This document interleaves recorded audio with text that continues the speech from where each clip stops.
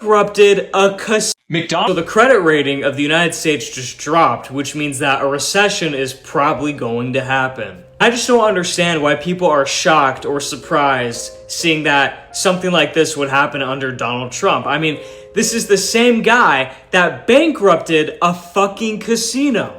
Let me say that again. He bankrupted a casino.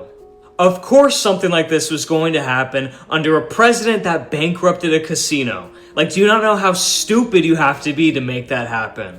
It's almost as if tens of millions of people were telling you guys that this was going to happen if he won the election and got into office. So the credit rating of the United States just dropped, which means that a recession is probably going to happen. I just don't understand why people are shocked or surprised seeing that something like this would happen under Donald Trump. I mean, this is the same guy that bankrupted a fucking casino. Let me say that again. He bankrupted a casino. Of course something like this was going to happen under a president that bankrupted a casino. Like, do you not know how stupid you have to be to make that happen? It's almost as if tens of millions of people were telling you guys that this was going to happen if he won the election and got into office.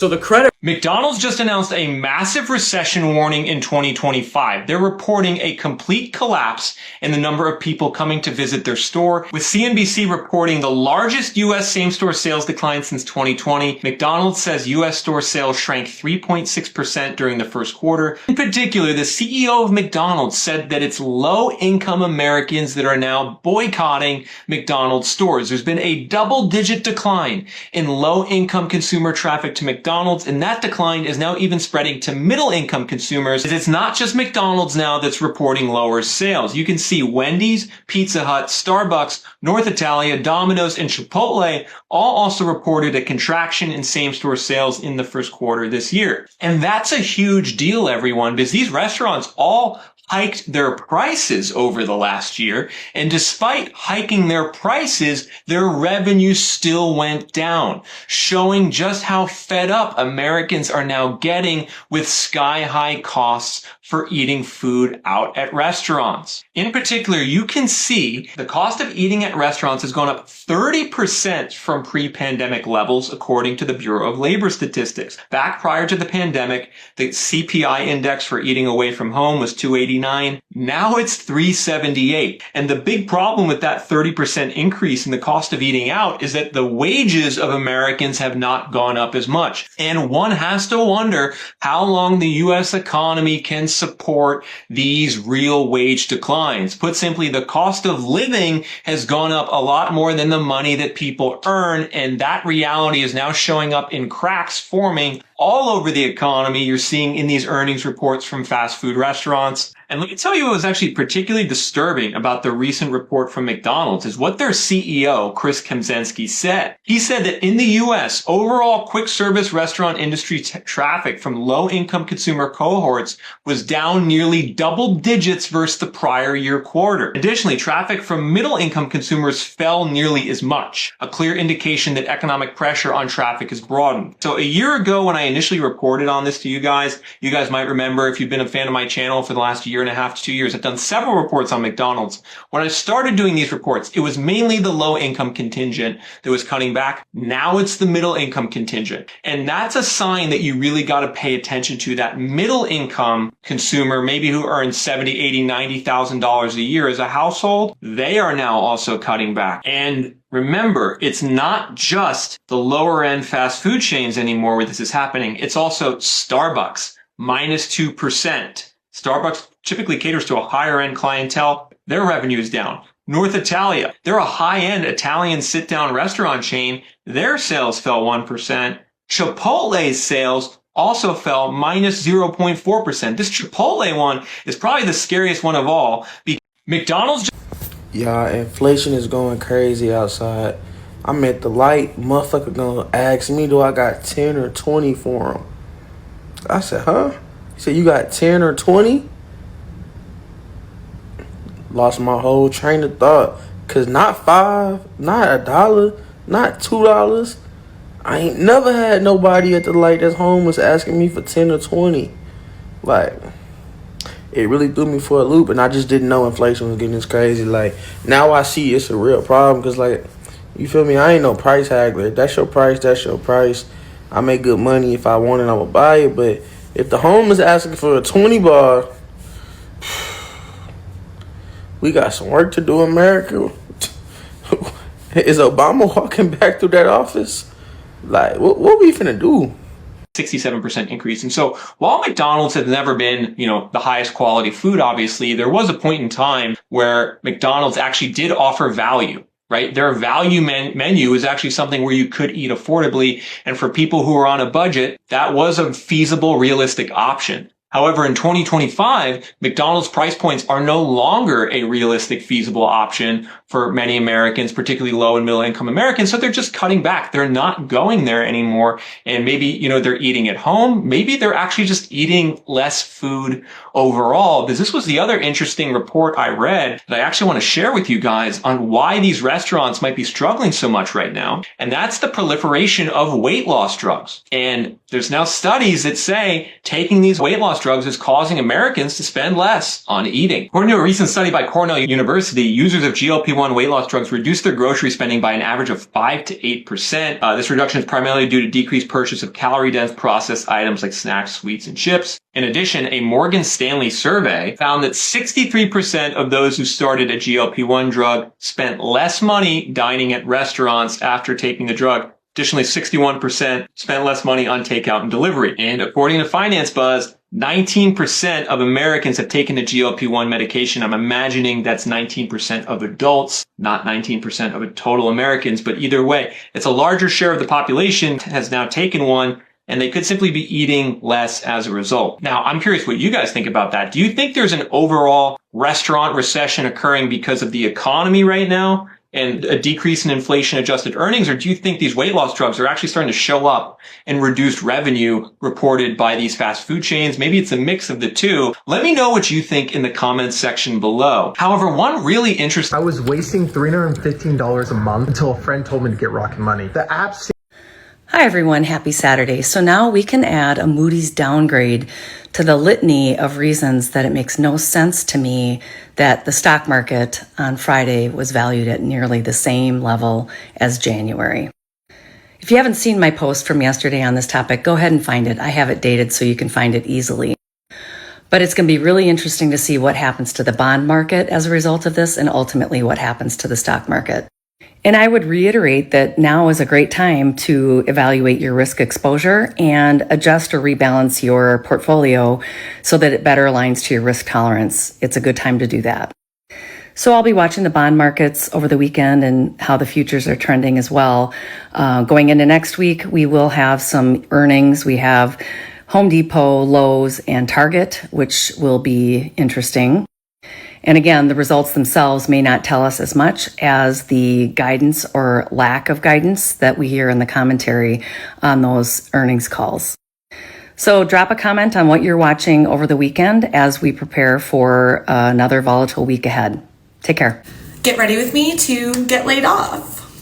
No, but seriously, I just woke up and I saw that a meeting got put on my calendar that starts in 20 minutes that is just titled HR discussion. So it's not looking good. So instead of spiraling for 20 minutes, I'm just going to talk to you guys, I guess. I've never done this before. What if I do all this and they're like, congrats, you're getting a mid-year raise. Anyway, I work at a mid-size consulting firm. I am in accounting advisory, and I'm not going to pretend like this is my dream job, but I do really like the company culture, and I have a lot of friends at work, so, this is kind of a bummer. I have never been laid off before, so I am preparing myself for the really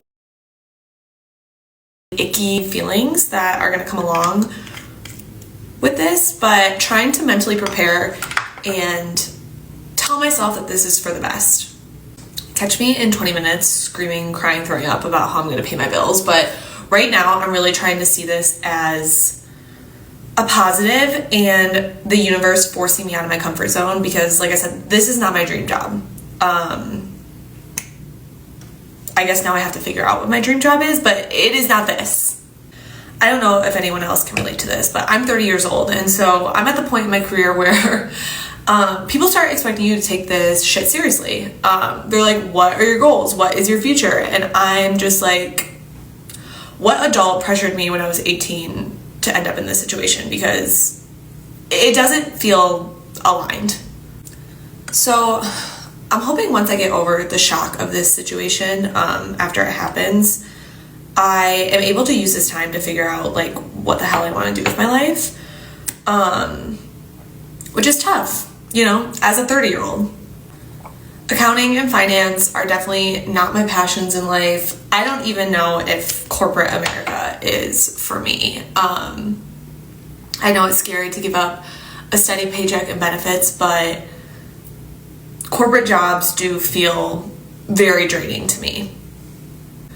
I do have a lot of creative hobbies that I love. I love to thrift, I love sewing, I love traveling, I love photography, but I've never really thought about turning them into careers or a way to make money.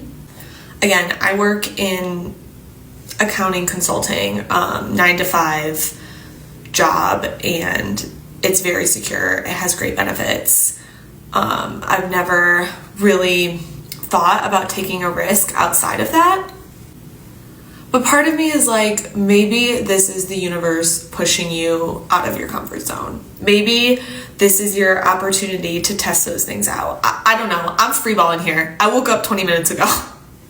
And I know I might lose some of you here, but I'm very woo-woo and I'm very into astrology and the universe giving you signs and the universe putting you in situations that you need to be in. And we just had a Scorpio full moon on Monday, and full moons are all about release, and Scorpio is all about death and rebirth. So I am taking this as a sign, as, oh my god, that's my cat, as a person with a Scorpio stellium, that this is the universe removing things that are not meant for me from my life. I'm not gonna lie, I'm still a little scared. Like I said, I'm not a huge risk taker. I've been on a very steady career path so far. But who knows, like maybe this is my opportunity to pursue my passions and maybe, you know, turn one of them into a career. So all this is to say, maybe this is me just having a manic episode before I'm about to get laid off. Like, catch me on here in an hour being like, I take it all back. I'm freaking out, but I am trying to see this as a sign and use an opportunity that I'm being given instead of panicking and letting the fear take over. So anyways, I hope this makes anyone in a similar situation feel better, and if anybody has any advice for your girl who is about to find herself unemployed, let me know. Or let me know if you've been in a similar situation where you lost your job and ended up pursuing creative passions and it worked out. I would love to hear about that right now. So, all right. Here's exactly how I would invest $1 million in a recession as a former financial advisor and portfolio manager. And if any of this is helpful, sign up for my free newsletter by clicking the link in my bio. Number 1, $100,000 in cash or cash equivalents like T-bills. Do this by investing in a fund like SGov, or do it for liquidity and buying opportunities. Number 2, $200,000 to consumer staples. People always need groceries and personal care items. And you can invest in this sector through ETFs like Vanguard's Consumer Staples ETF, BDC, or SPDR's Staple Select Fund, XLP. Number 3, $200,000 to healthcare. Healthcare is non-cyclical, meaning people need it no matter what the economy is like, and you can invest in it through funds like Vanguard's Healthcare ETF, VHT, or SPDR's Healthcare Select Fund, XLV. Number 4, $50,000 to utilities. No matter how bad the economy gets, people usually pay their utility bills to keep the water running and the lights on. And you can invest in this sector through SPDR's Utilities Sector, XLU, or Vanguard's Utilities ETF, VPU. Number 5, $100,000 to discount retail and consumer defense. When wallets tighten, consumers shift to discount retailers and budget-friendly brands. You can invest in this by buying a fund like SPDR's Retail ETF, XRT, or by buying a range of stocks like Dollar General, Costco, or McDonald's. Number 6, $50,000 to gold and precious metals, aka safe haven assets, and invest in this through a fund like iShares Gold Trust, IAU, or SPDR's Gold Shares, GLD. Number 7, the remaining $300,000 in growth assets for the inevitable comeback. You can invest in this through a fund like Vanguard's VOO or Invesco's QQQ. Recessions can be brutal, but shifting to a risk-off allocation strategy can help weather the storm. Here's exactly how. Welcome back to Recession Recipes, where we are learning together how to cook to get through a recession. We are on night 4 out of 5 of our 5 nights of frugal dinners, where we're doing 5 dinners for under $50. This is definitely the easiest recipe of the whole week. We are just dumping a whole bunch of things into one pan and putting it in the oven. We are making a Mexican rice tray bake. You can and probably should wash your rice. I'm not gonna lie and say that I'm doing that. 2 cups of rice, 3 cups of water. I'm doing hot water just to speed things along. We're gonna crumble in 3 of our chicken stock cubes. If you missed the video at the beginning of the week where we went through what we got for all of our groceries, go back and check that out because you'll see where all of this came from. Go in with probably about just a tablespoon of our mixed herbs. And then I've got 3 cloves of garlic. Do it however you want, slice it, crush it. I'm like microplaning it in because I can't be bothered getting a board dirty. And then I'm going in with the whites of 2 spring onions. Tell you what, this little thing, it's like a herb scissors. I know it's kind of excessive, but they are so handy. And then 1 can of the Vegeta Tex-Mex with beans and corn. This is where so much of the flavor comes from. And then I'm gonna add in just a little extra tablespoon of tomato paste. Give this all a really good stir. This is what we are looking like. There is honestly so much flavor in here with very, very minimal effort, right? And now this is going into the oven at 180. I haven't added in any salt or pepper right now because I have a feeling there'll be quite a bit of salt already in the stock and in the Vegeta can, so I'm gonna wait until the end to see if it does need any additional seasoning. After 40 minutes in the oven, the rice is perfectly cooked. Just fluff it up with a fork and then top with some salt and the tops of your spring onions. This packs so much flavor for such a simple recipe.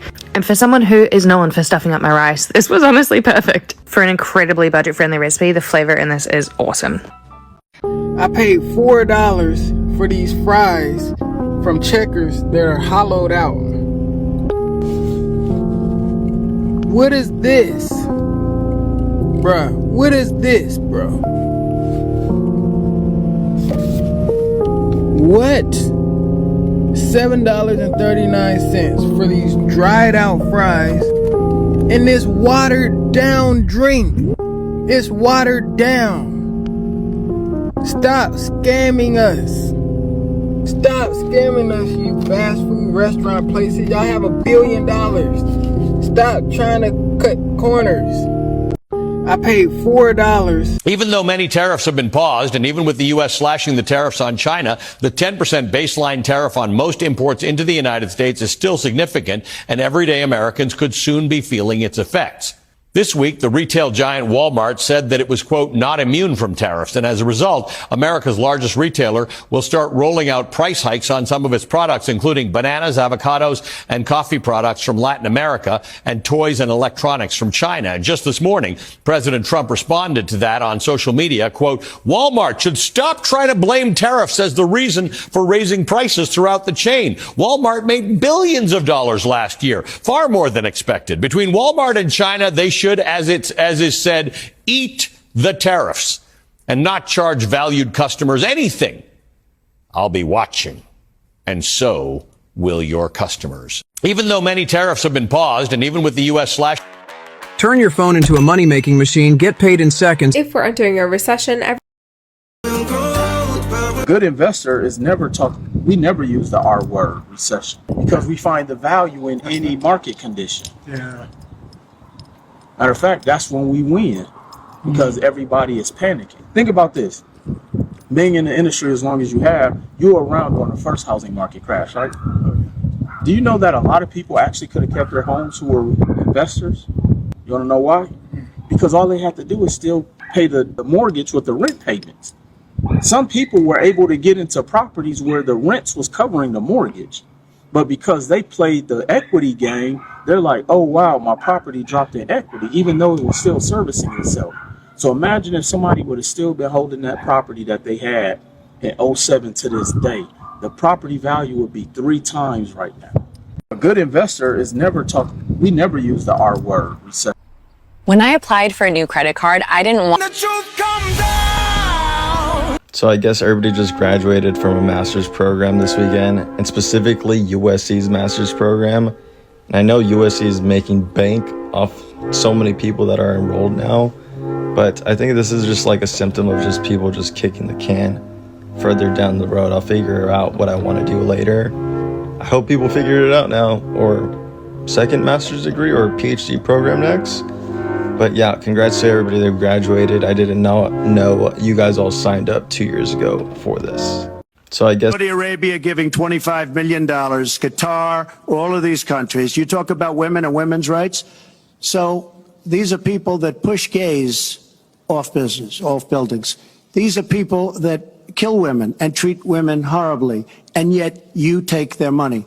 So I'd like to ask you right now, why don't you give back the money that you've taken from certain countries that treat certain groups of people so horribly? Why don't you give back the money? I think it would be a great gesture. Saudi Arabia giving $25 million, Qatar, all of these countries. You talk about women and women's rights. So these are people that push gays off buildings. These are people that kill women and treat women horribly, and yet Saudi Arabia giving $25 million, Qatar, all of these countries. You talk about women and women's rights. So these are people that push gays off buildings. These are people that kill women and treat women horribly, and yet you take their money.